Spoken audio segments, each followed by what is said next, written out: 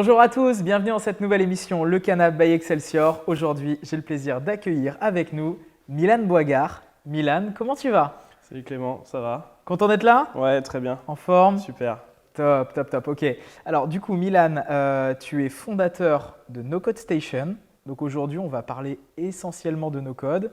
Tu vas un petit peu nous dire ce que c'est, on va démystifier un petit peu ce que c'est. On voit que c'est quelque chose qui commence à arriver dans le paysage, même depuis un petit moment.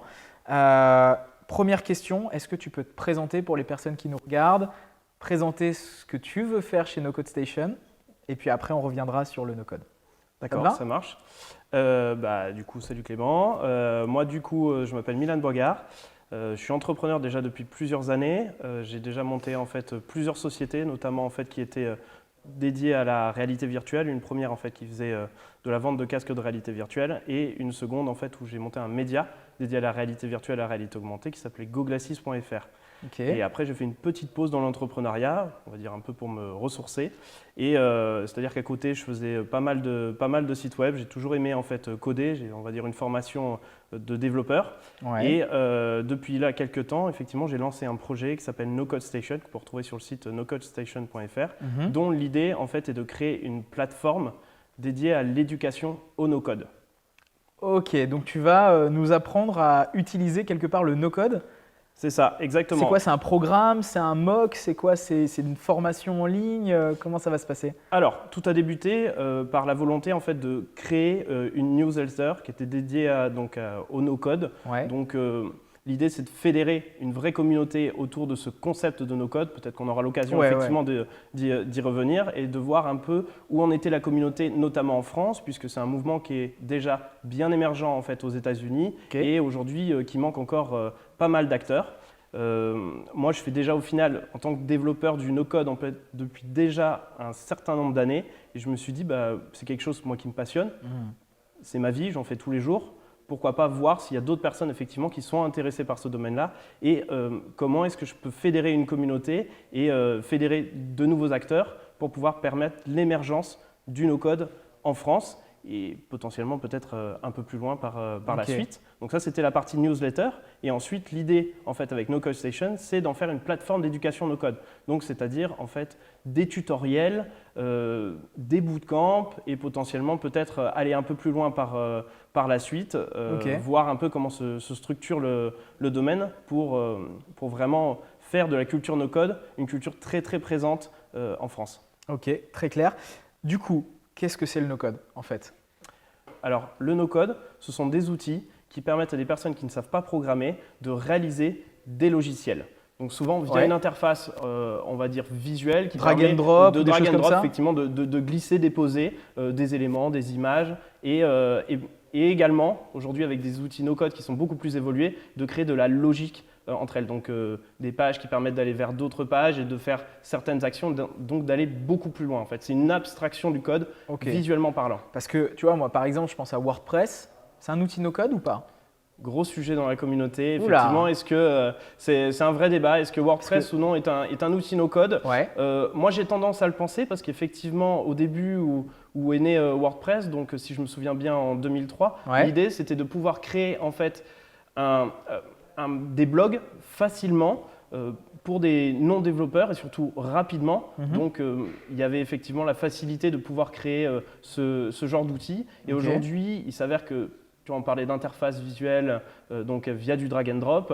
Il existe des outils comme Divi ou Elementor que peut-être certains connaissent qui permettent de construire des pages beaucoup plus facilement en front. D'accord, ok. Donc, je pense qu'on peut considérer que WordPress, notamment avec l'utilisation de plugins, est un outil no-code. Même si aujourd'hui, il y a effectivement d'autres acteurs qui se positionnent comme concurrents de WordPress. Donc en fait, c'est un espèce de changement de paradigme, c'est-à-dire qu'aujourd'hui, un peu la tech était réservée aux développeurs, c'était un petit peu eux les rois du monde, quelque part là-dessus. Là, ce que tu es en train de nous dire, c'est qu'il y a un nouveau mouvement qui arrive avec des choses qui sont peut-être plus accessibles, plus user-friendly et qui vont permettre par exemple à des non-développeurs d'utiliser la tech et de sortir des plateformes techniques, etc., avec de la tech derrière et de se concentrer un peu plus sur le business quelque part.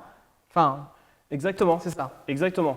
Alors, le mouvement no-code, on ne peut pas vraiment le dater en particulier. Ouais. Il s'avère qu'aujourd'hui, il y a vraiment une tendance. Quand tu regardes des sites comme Product Hunt, par exemple, ou qui citent différents produits qui sortent chaque jour, l'année dernière, c'était l'intelligence artificielle, l'année d'avant, c'était la blockchain, avant, c'était la réalité virtuelle. On va dire que là, c'est un peu l'année du no-code.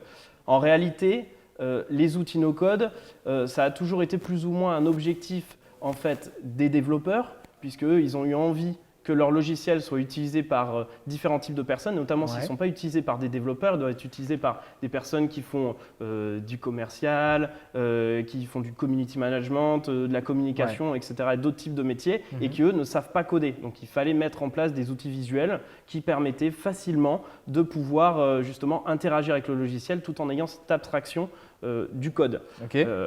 Effectivement, aujourd'hui, ce qu'on voit, c'est qu'il y a une vraie tendance à faire ça parce qu'on se retrouve particulièrement, il y a plusieurs raisons, on aura peut-être l'occasion d'y revenir, mais notamment il y a une pénurie de développeurs. Aujourd'hui, on est face à une demande d'applications de sites web toujours en croissance, et avec un nombre de développeurs qui est beaucoup plus faible. Et notamment, cette demande en fait, est liée à des métiers comme la communication, c'est lié à des métiers comme les métiers business. Notamment, il y a tout le mouvement en fait, des entrepreneurs qui ont du mal à trouver des CTO, qui ont besoin d'outils pour leur permettre de sortir des produits. Mais la demande, l'offre en tant que développeur n'est pas du tout présente. Donc, l'idée, c'est comment est-ce qu'on arrive à trouver des outils qui permettent de pallier ce problème. Ça marche, mais du coup, tu n'es pas en train de dire non plus que les développeurs vont disparaître parce que du coup, pour développer les outils no-code, il va falloir du code, du vrai derrière, j'imagine. Effectivement. Alors, c'est vrai que derrière le no-code en soi, finalement, c'est une plateforme technique quand même. C'est une plateforme technique, il y a du développement et finalement, même le mot no-code est également sujet à débat parce que derrière, il y a du code. Le no-code est juste une abstraction. Quand tu es utilisateur, c'est juste plus simple, effectivement. C'est même beaucoup plus simple, en fait. Mais l'idée, c'est d'aller plus loin que juste créer une landing page ou juste un site vitrine. C'est vraiment de voir jusqu'où on peut aller en termes de logique et de complexité sur un site web. Et il y a pas mal d'outils qui commencent à essayer d'avoir cette abstraction, en fait, qui n'est pas seulement, on va dire, du HTML, CSS, mais d'avoir une vraie logique au sein du site et de pouvoir faire en fait, des plateformes web, des applications mobiles natives, vraiment d'essayer d'aller beaucoup plus loin. On en a même, pour revenir à moi ce que je faisais avant, aussi sur la réalité virtuelle, on a même des outils qui permettent de créer des mondes en réalité virtuelle ou en réalité augmentée via des outils no-code. D'accord, ok. Donc, est-ce que c'est pas un effet de mode? C'est pas quelque chose qu'on voit arriver, etc. Et on se dit finalement, dans 6 mois, la hype va un peu redescendre et on va passer à autre chose. Pour toi, c'est vraiment quelque chose qui va exploser? Alors pour moi, ce n'est pas du tout un effet de mode. Ce qui est un effet de mode, c'est effectivement aujourd'hui, peut-être pour vendre son produit, il faut l'appeler no-code. Donc effectivement, c'est le buzzword, mais voilà, c'est le buzzword, on va dire, de l'année 2020, potentiellement peut-être 2021. D'accord.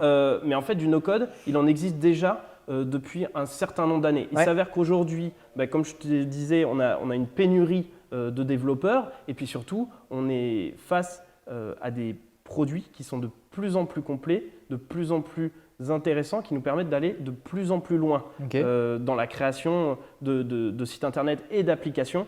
Et ça, c'est hyper intéressant de voir justement qu'on va aller beaucoup plus loin que juste en fait, ce qu'on avait auparavant comme type d'outil no-code. En fait.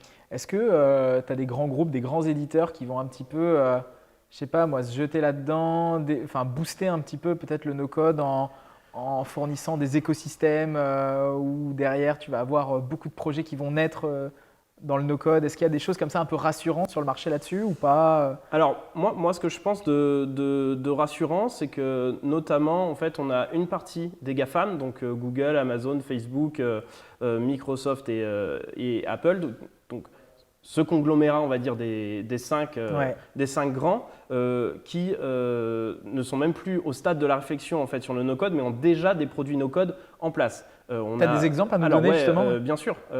Microsoft, il y a toute la partie, eux, ils se voient plutôt low-code, donc c'est-à-dire plus seulement une interface visuelle, mais il y a quand même du code à gérer derrière. Eux, ils ont une plateforme qui s'appelle Power App.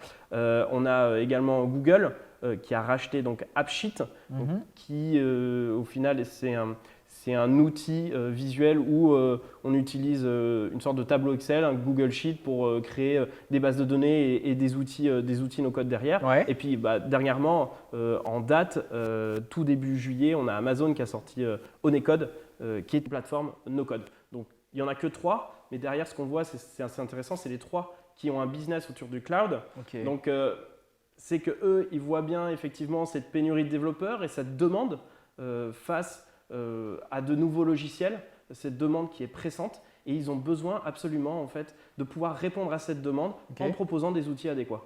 C'est quoi les limites du no-code? Je dirais qu'il y en a plusieurs, hein, des limites du no-code. Je pense que le premier reproche qu'on va faire, c'est oui, aujourd'hui, les outils no-code, vous pouvez juste faire un MVP, un Minimal Viable Product, hein, un produit très simple pour démarrer, et on ne peut pas aller plus loin. Moi, je ne suis pas vraiment d'accord parce que déjà, souvent, les personnes qui ont fait ça, c'est des personnes qui n'ont pas essayé le no-code. C'est souvent des personnes d'ailleurs qui ont des business en fait, autour du développement et qui ne veulent pas vraiment passer à ce genre d'outils. Alors que quand on les essaye, on voit qu'ils vont très très loin et surtout qu'ils sont au tout début et qu'on va pouvoir aller encore beaucoup plus loin. Donc ça, c'est vraiment très très intense. C'est la première remarque en fait, que je ferai sur les limites du no-code. Ensuite, il y en a une seconde, peut-être effectivement sur la question du cloud. En fait, où sont hébergées nos données? Comment est-ce que ça va se passer? C'est un peu toute la question du RGPD, du RGPD derrière. La grosse question, c'est également est-ce que les entreprises vont bien vouloir utiliser ce genre d'outils en interne? Est-ce qu'il ne va pas y avoir des réticences entre la DSI et les sales, par exemple, ou le marketing, la communication? Ça, c'est encore des questions. On est au tout début du no-code et on ne sait pas encore comment exactement ça va évoluer. Ok, parce que moi, quand tu me dis no-code, ça me fait penser à ça. C'est par exemple, tu es dans un grand groupe, tu as des problématiques d'innovation qui sont assez fortes, etc. Tu veux montrer que tu fais des choses. Et plutôt que de recruter finalement un plateau de 6-7 développeurs, un PO, un UX, etc., toi qui es sponsor un peu du projet, tu peux d'ores et déjà un peu montrer des choses sans maîtriser forcément la technique. Et derrière, si tu as l'adhésion de tes boss, quelque part, tu es capable derrière d'aller lever d'autres choses, quoi. Ouais, je pense ce qui est vraiment intéressant, c'est que probablement ça va créer en fait des nouvelles vocations, des nouveaux métiers en fait. Le no-code, il s'avère que déjà, tu vas gagner en temps, en productivité et donc en budget. À la fin, tu vas vraiment pouvoir économiser. Sur des projets qui duraient par exemple 8 mois, tu vas pouvoir, grâce au no-code, en fait, les ramener souvent à un mois, même peut-être un peu moins, avoir des budgets qui vont être moindres. Alors peut-être pas avec toutes les fonctionnalités en fait, que tu aurais voulu au bout de 8 mois, mais clairement, tu vas pouvoir montrer en fait, des éléments à tes supérieurs, à ton équipe, et pouvoir démontrer que l'application que tu fais est bien en train de marcher et que tu as des premiers utilisateurs, qu'il y a des premiers utilisateurs et que ça vaut le coup soit de continuer avec la solution no-code que tu as, soit peut-être d'aller un peu plus loin dans le développement et de customiser un petit peu la solution que tu as développée. Et ça, je pense que c'est vraiment intéressant parce que ça va changer aussi les pratiques en interne aux entreprises. Et je pense également qu'il va y avoir de vraies économies. Des vraies économies. Ok, alors après, il y en a encore 1 milliard de choses à dire, je pense, sur le no-code. C'est d'ailleurs, en fait, ça me permet de briller là-dessus. Donc, Milan, on te remercie. Tu es le premier à avoir accepté justement qu'on travaille sur un autre format où justement, on va rentrer plus en détail sur des formats très courts, des questions assez précises sur le no-code. Donc, justement, très rapidement, vous allez voir sur notre site et sur nos réseaux des formats avec Milan, justement, on reviendra sur les outils du no-code, les business à monter, des exemples de business. Typiquement, donc on va des choses très concrètes, quoi. Revenir sur les limites du no-code, etc. Et donc ça va voir le jour très prochainement. J'ai 2 questions encore à te poser.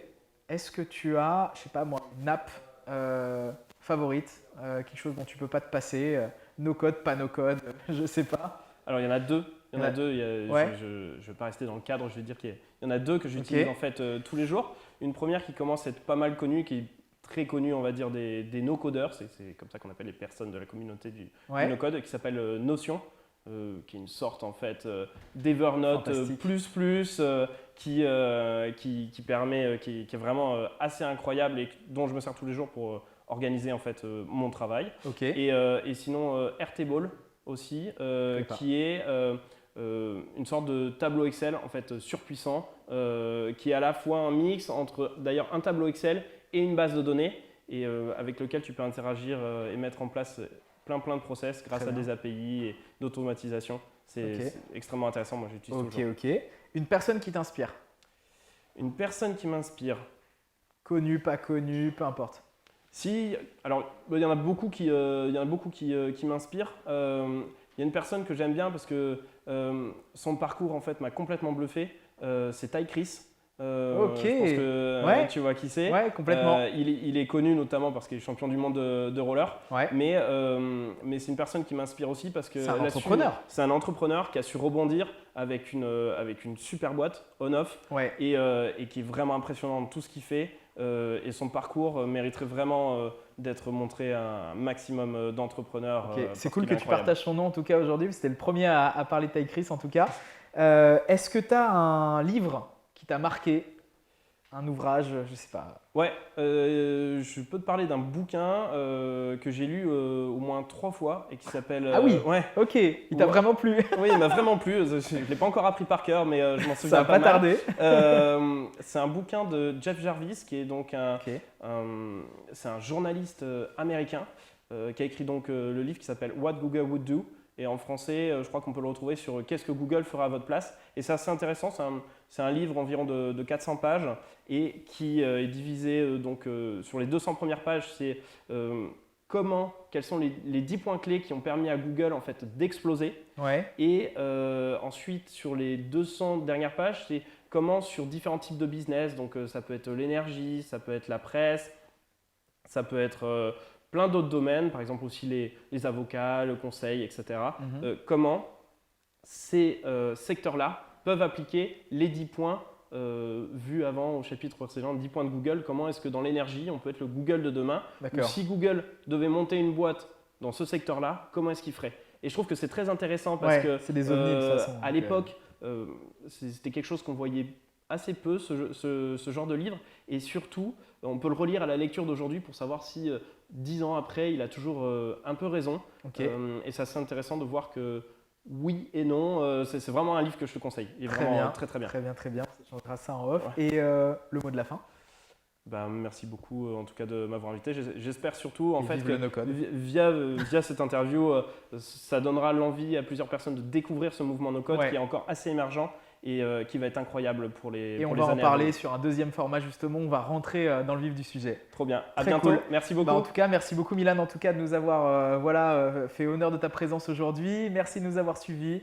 N'hésitez pas à nous suivre traditionnellement sur les pages LinkedIn, Twitter, Facebook, Instagram. On vous dit à très vite les amis. Salut tout le monde. Salut.